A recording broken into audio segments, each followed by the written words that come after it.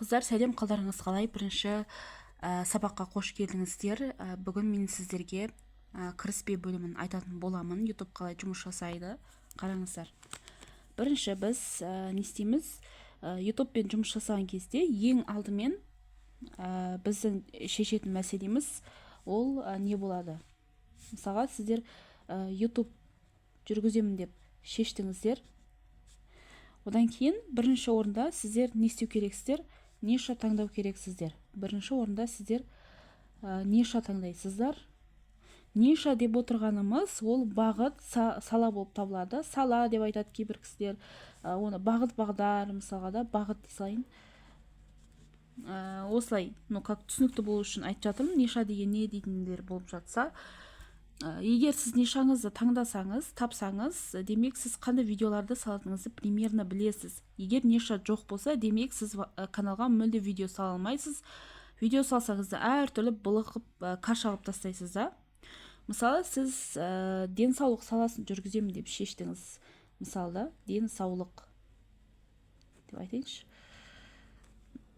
Мысалы, сіз здоровье нишасын таңдадыңыз. Енді сіздің видеоларыңыз тек қана осы денсаулықтың айналасында болу керек. Түсіндіре алдым ба, иә? Осы денсаулықтың айналасында болу керек. Мысалы, YouTube каналдан қарасаңыздар, тек қана денсаулық туралы осындай каналдар іздесеңіздер, бәрі сол денсаулықтың, здоровьенің айналасында видеолар тұрады, дұрыс па? Ал егер мысалы бір мультфильмнің сондай бір каналын тапсаңыздар, чисто мультфильм, сондай балаларға арналған канал тұрады, иә? Элементарно, мысалы, синий трактор бар ғой, иә? Элементарно, мысалға, синий трактор деген канал бар, иә? Теремок ТВ деген сияқты балалардың каналдар бар. Енді үйдегі аналар оны жақсы таниды деп ойлаймын. Кокомелон деген сияқты каналдар бар, иә? Короче, синий трактордың каналын жақсылап қарасаңыздар, тек қана сол синий тракторға қатысы бар, тек қана сондай әуенмен ойнап тұратын, иә? Былай айтқанда балаларға арналған видеолар салынады, мультфильм салынады, басқа салынбайды. Сіз синий трактордан вообще көрмейсіз, кино көрмейсіз, сондай денсаулыққа қатысты ақпараттар ондай көрмейсіз, иә? Артық ештеңе жоқ, тек қана осы синий трактор басты рөлде ойнайды, және де неше түрлі тақырыптарда балаларға арналған сондай әндерді айтып отырады, дұрыс па? Вот бұның нишасы мультфильм болып тұр почти, иә? Сол сияқты, егер сіз мысалы денсаулық нишасын таңдасаңыз, тек қана денсаулық, сол сұлулықтың айналасындағы тақырыптарда ғана қозғау керексіз. Неге тек қана бұлай қозғау керек? Мысалы, сіз сол айтпақшы денсаулық деп берейінші. Денсаулықтың айналасындағы сіз канал аштыңыз, сіз нақты сол нишаны таңдадыңыз.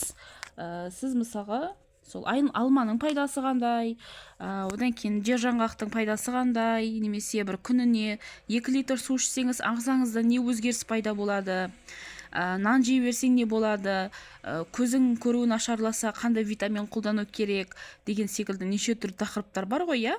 Вот сондай сияқты тақырыптар қозғайсыз, немесе безеуді қалай тез кетіру керек, пигментация неден пайда болады деген сияқты ше, как пример айтып жатырмын сіздерге. Бірақ тақырып таңдаған кезде де трендовый тақырып таңдау керек болады. Тренд деп отырғанымыз ол әшейін бір қуып кеткен бірден хайп емес, ол сезонға байланысты не болады? Короче, сондай. Мысалы, қазір қыс мезгілі келе жатыр ма? Сол қыс мезгілінде қандай аурулар пайда болады? Мысалға, суық тию, тұмау, жөтел бар. Одан кейін тағы не бар? Короче, қыс мезгілінде қозатын ауруларды сондай бір ақпаратты іздеп айтсаңыз болады деген секілді айтып жатырмын да. Енді ниша тақырыбы түсінікті болды деп ойлаймын. Одан кейін енді неге ұзақ уақыт бойы сіз бір саланы қамту керексіз? Неге әртүрлі нишаны бір каналға сыйдыруға болмайды? Өйткені біріншіден канал быт-шыт болып кетеді, түсініксіз болып кетеді. Өзіңіз ойлаңыз, сол синий тракторға мысалға кинода қосыла берсе, музыкада кете берсе, ужастик киноларда кете берсе, анауда мынауды кете берсе, канал быт-шыт болып кетеді. Енді қараңыз, сіз енді денсаулық туралы канал жүргізгендіктен, сіздің аудиторияңыз денсаулықты сондай жақсы қарайтын, я здоровьеге көңіл бөлетін адамдар келеді. Основной үлкен кісілер келеді, мысалы 30-40-тан асқан, я мысалы олар енді көп жағдайда ауырып бастайды ғой, белі қақсайды, бас ауырады, давление деген сияқты, я солар іздейтіндер болады. Одан кейін сіз енді денсаулық туралы қайта осылай видео сала бергендіктен каналыңыз примерно түсінеді. Бұл деген осылай бағытта видео түсіреді екен ғой, значит мен осы тақырыпқа сәйкес келетін адамдарды мен іздей берейін дейді да. И сосын YouTube канал именно осы денсаулыққа қатысы бар адамдарды іздейді. Яғни кім сондай здоровье, денсаулық, сондай бағыттағы видеоларды көп көреді, иә, соларға сіздің алдыңызға неңізді, каналыңызды предлагать етеді. Мысалы, сіз элементарно, мысалы, TikTok қарайсыз, иә? Элементарно сіз TikTok қарайсыз. Сіз, мысалы, макияжды көп көре бересіз деп есептейікші.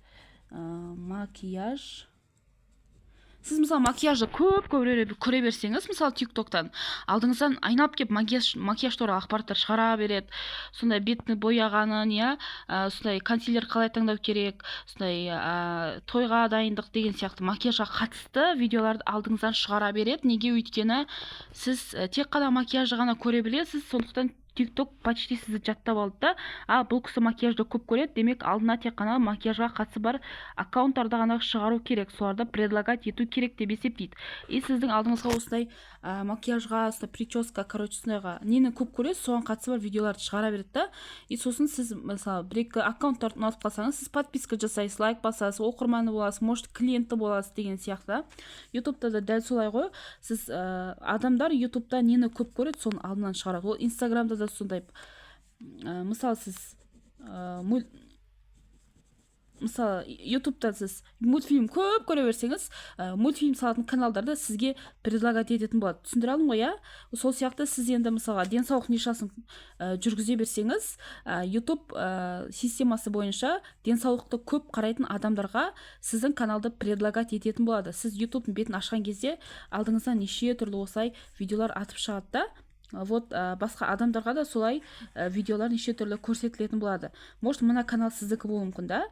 Мынаудан бәрі денсаулықтың айналасындағы каналдар болса, оның арасында мынау сіздікі болуы мүмкін. И сіздің видеоңызды көрермендер ұнатып қалса, ол кісілер лайк басады, подписка жасайды да, мысалға. Может, басқа адамға жібереді деген сияқты нәрселер бар. Бұл түсіндіре алдым деп ойлаймын. Ең бірінші сіздер нишаны дұрыс таңдау керексіздер ғой. Ниша ұзағынан болу керек, прям. Ұзақ уақытсыз бір нишаны сіз ұзақ уақыт жүргізуге дайын болу керексіз. Сіз ниша таңдайтын кезде біріншіден ең бірінші сізде желание болу керек. Андай бір ақша табу емес, нишаның өзін как есть, ешқандай ақшасыз, ешқандай артық бір причинасыз, себепсіз жақсы көретін сондай ниша табуыңыз керек. Сіз мысалы макияжды қатты жақсы көресіз ба, просто так жақсы көресіз ба, макияж туралы ақпарат бере беріңіз. Сіз андай шаршап кетпейтіндей болу керек қой. Бір мынауда бір айлыққа шықпай кетті деген сияқты болмау керек. Просто түсіргеніңіз үшін сіз ләззат алатын ниша болу керек. Түсіндіре алдым деп ойлаймын. Екіншіден, ниша таңдайтын кезде ол актуальны ма, яғни қазіргі заманға сай ма, соны зерттеу керексіз. Бірінші очередь желание болу керек. Екінші очередь ол актуальны болу керек. Екеуін біреу болмай қалса тоже болмайды. Егер желание болып тұрып, бірақ ол актуальны болмай қалса, сіздің монетизация шығуыңыз өте қиын болып кетеді. Ал егер сізде желание болмай, бірақ ниша актуальны болса, сіз бір күні болмаса бір күні лақтырып кетуіңіз мүмкін. Әрине, тезірек айлыққа шықсаңыз өзіңізге күшті, бірақ кішкене уақыт кететін болса, сіз бір деп нейт етіп, жылап, сондай быт-шыт болып кетесіз, депрессияға ұшырап кетесіз да. Сондықтан екеуі де плюс болу керек. Әрі желаниеңіз болу керек, ол нишаны. Просто ақшасы болмаса, жақсы көретіндей болу керек. Екіншіден, ол актуальный болу керек, чтобы тезірек монетизация қосуға сондай себеп болу керек деген сияқты ғой. Вот, осындай. Пока что осы тақырып деп түсінікті деп ойлаймын. Нишаны бірінші қатырып алайық. Ең бірінші орында нишаны талқылаңыздар. Конкурент зерттеңіздер, жарай ма? Басқа каналдар қалай жүргізіп жатыр, соның бәрін зерттеңіздер.